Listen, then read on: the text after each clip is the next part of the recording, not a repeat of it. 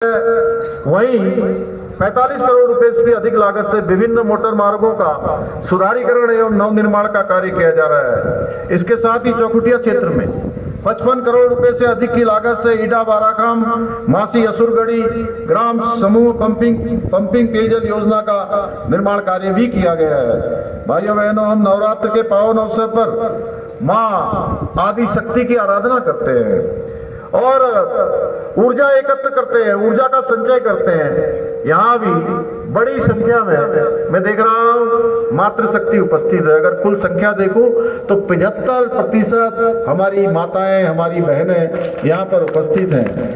और आप सभी को अवगत कराना चाहता हूँ कि हमारी सरकार नारी तू नारायणी के मंत्र के साथ उनके कल्याण और सशक्तिकरण के लिए निरंतर कार्य कर रही है। उनकी सुरक्षा भी हमारी प्राथमिकता है, उनका सशक्तिकरण भी हमारी प्राथमिकता है। हमारी सरकार ने महिलाओं को सहकारी समितियों में 33% का आरक्षण और सरकारी नौकरियों में 30% का विधेयक लाकर आरक्षण सुनिश्चित किया है। हम प्रधान मुख्यमंत्री लघु उद्योग प्रोत्साहन योजना, उद्यमता विकास कार्यक्रम जैसी अनेक योजनाओं के माध्यम से अपनी मातृशक्ति को सशक्त बना रहे हैं। साथ ही आज महिलाओं को आर्थिक रूप से सशक्त एवं आत्मनिर्भर बनाने के लिए महिला स्वयं सहायता समूह को 5 लाख रुपए तक का ब्याज मुक्त ऋण भी प्रदान किया जा रहा है। इसके साथ ही हमारी सरकार लखपति दीदी योजना के अंतर्गत चौखुटिया में 1000 से अधिक महिलाओं और द्वाराहाट में 1400 से अधिक महिलाओं को आत्मनिर्भर बनाते हुए उन्हें लखपति दीदी बनाने में भी हमने सफलता प्राप्त की है। यही नहीं, हमारी सरकार वर्ष 2026 तक हमने ये लक्ष्य लिया है कि 2026 तक राज्य में हम 2,50,000 बहनों को लखपति दीदी बनाने का जो हमारा लक्ष्य है, हम उस लक्ष्य की ओर तेजी से आगे बढ़ेंगे। भाइयों बहनों, पहाड़ में हो रहे पलायन को रोकने के लिए, स्थानीय अर्थव्यवस्था और पर्यटन को बढ़ावा देने के लिए भी अनेक महत्वपूर्ण योजनाओं पर हम कार्य कर रहे हैं।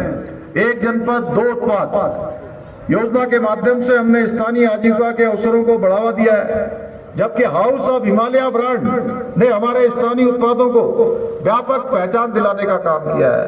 और हाउस ऑफ हिमालय में जो हमारे प्रधानमंत्री जी ने इसको राज्य की महिलाओं को समर्पित किया, उसमें ऐसे उत्पाद जो हमारी बहनें बनाती हैं। मैं पूरे उत्तराखंड के अंदर गया हूं, मैंने देखा है अनेक स्थानों पर तमाम प्रकार की जीवन की चुनौतियां, कठिनाइयां होते हुए भी हमारी जो मातृशक्ति है, महिलाएं हैं, उनके अंदर गजब का संकल्प है, उनके अंदर गजब का कौशल है।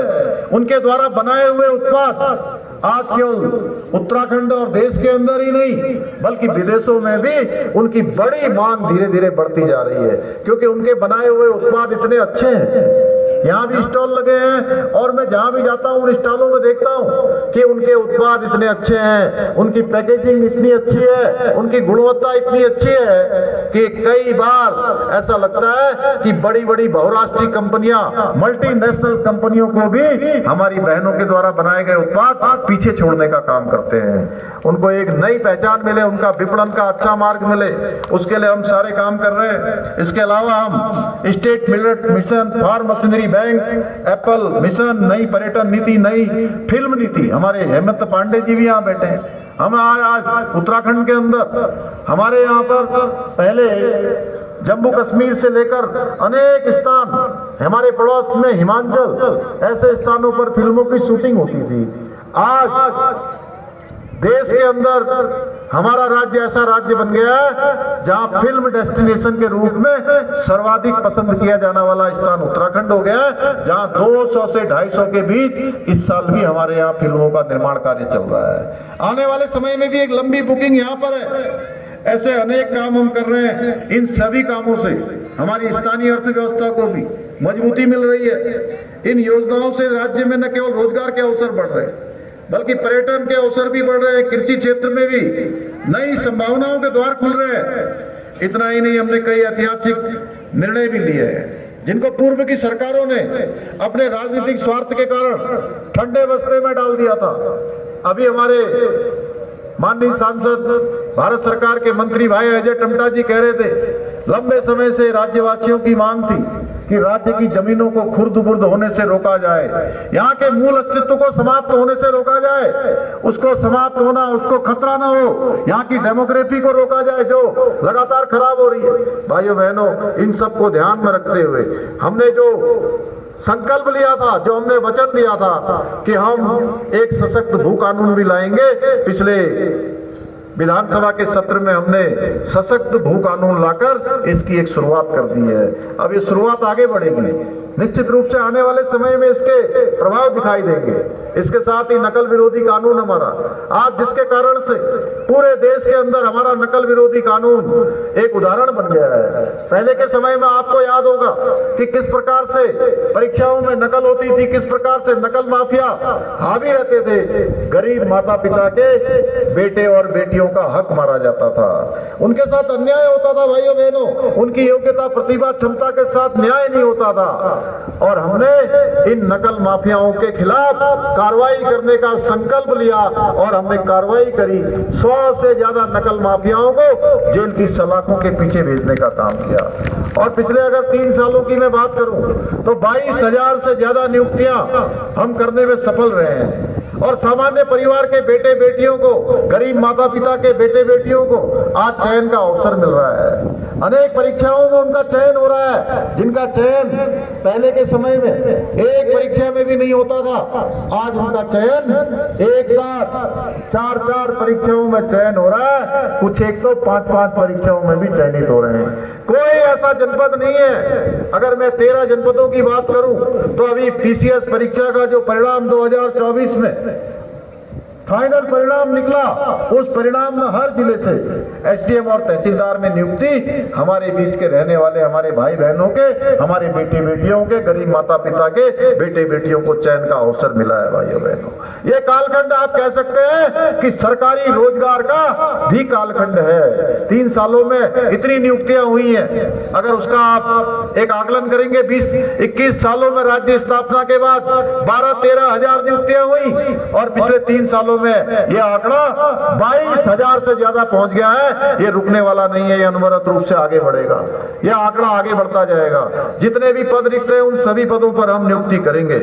भाइयों बहनों, हमने उत्तराखंड के सांस्कृतिक मूल्यों और डेमोग्राफी को भी सुरक्षित करने का पूरी तरह से संकल्प लिया है। हमने इस संकल्प के साथ लैंड जिहाद हो, लव जिहाद हो और थूक जिहाद जैसी घृणित मानसिकता के खिलाफ भी हमने कठोर कार्रवाई सुनिश्चित की है। साथ ही प्रदेश के अंदर एक सख्त धर्मांतरण रोधी कानून लाकर यहाँ के धर्मांतरण को रोकने का भी समूचा प्रबंध किया है। इतना ही नहीं, हम अन्य और भी बहुत सारे निर्णय लेने वाले हैं। भाइयों बहनों, हमारी सरकार पूरी प्रतिबद्धता के साथ उत्तराखंड को देश का अग्रणी राष्ट्र बनाने के लिए, अग्रणी राज्य बनाने के लिए एक विकल्प रही संकल्प के साथ काम कर रही है। और जब तक ये हमारा संकल्प पूरा नहीं हो जाता है तब तक हम रुकने वाले नहीं हैं। हमारा संकल्प है कि उत्तराखंड के सुदूरवर्ती क्षेत्रों में अंतिम छोर में रहने वाले व्यक्ति तक शासन पहुंचे, सुविधाएं पहुंचे, सरकार पहुंचे, हमारे अधिकारी पहुंचे, हमारे कर्मचारी पहुंचे।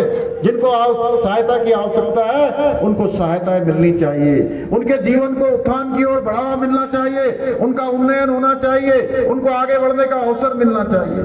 भाइयों बहनों, हमने अनेक काम इसके लिए आगे किए हैं। मुझे पूरा विश्वास है इस संकल्प को साकार करने के लिए द्वाराहाट चौखटिया क्षेत्र, ये हमारा आसपास का क्षेत्र, मेरे सभी भाई बहन इस प्रकार की हमारे संकल्प को पूरा करने के लिए हमारी सरकार के साथ कंधे से कंधा मिलाकर अपना योगदान अवश्य देंगे। मैं यह भी बताना चाहता हूं कि पिछले दिनों इस क्षेत्र का समन्वय करने के लिए, यहाँ की इस क्षेत्र की समस्याओं का अध्ययन करने के लिए मैंने अपने कार्यालय से हमारे अपर सचिव श्री जगदीश चंद्र कांडपाल जी को रात्रि विश्राम के लिए इस क्षेत्र में भेजा था कि सब लोगों से बात करने के बाद, लोगों से जनसंवाद करने के बाद, वहां का अध्ययन करने के बाद आप आइए और एक रिपोर्ट दीजिए। भाइयों बहनों, उनमें उन्होंने अपने द्वारा एक रिपोर्ट जो बताई, यहाँ की आवश्यकताएं बताएगी, उनमें से मैं 2 घोषणाएं भी जो इस क्षेत्र की हैं मैं करना चाहता हूं। जैसे कि चौखटिया व आसपास के छात्र छात्राओं को उच्च शिक्षा का अवसर प्रदान किए जाने हेतु आगामी सत्र से चौखुटिया महाविद्यालय में स्नातकोत्तर स्तर पर प्रथम चरण में अर्थशास्त्र और अंग्रेजी विषय की कक्षाएं प्रारंभ की जाएंगी तथा स्नातक स्तर पर विज्ञान विषय की कक्षाएं भी प्रारंभ की जाएंगी। द्वाराहाट क्षेत्र की पेयजल समस्या के स्थायी समाधान के लिए प्राकृतिक स्रोतों के पुनर्जीवीकरण की वैज्ञानिक कार्य योजना बनाई जाएगी। साथ ही गगास नदी में आवश्यकता अनुसार छोटे चेक डैम का निर्माण कार्य भी कराया जाएगा। जोलीकोट, भवाली, खैरना, मचखाली, द्वाराहाट, चौखुटिया, कर्णप्रयाग राष्ट्रीय राजमार्ग की डीपीआर बन गई है। इस पर जल्दी ही कार्रवाई प्रारंभ हो जाएगी और हमारे जिला प्रशासन ने और यहाँ के राज्य की सरकार के द्वारा जो वन भूमि का हस्तांतरण किया जाता है उसके लिए 75 हेक्टेयर भूमि का भी प्रबंध कर लिया है, जो आगे चलकर उस सड़क के निर्माण में आने वाली सभी बाधाओं को दूर करेगा। सामुदायिक स्वास्थ्य केंद्र चौखुटिया की क्षमता 30 बेड से बढ़ाकर 50 बेड की जाएगी, इसकी मैं घोषणा करता हूं और डिजिटल एक्सरे मशीन भी उपलब्ध कराई जाएगी। चौखुटिया के अग्नेरी मंदिर के बाहर रामगंगा नदी के दोनों ओर तटबंधों का निर्माण किया जाएगा।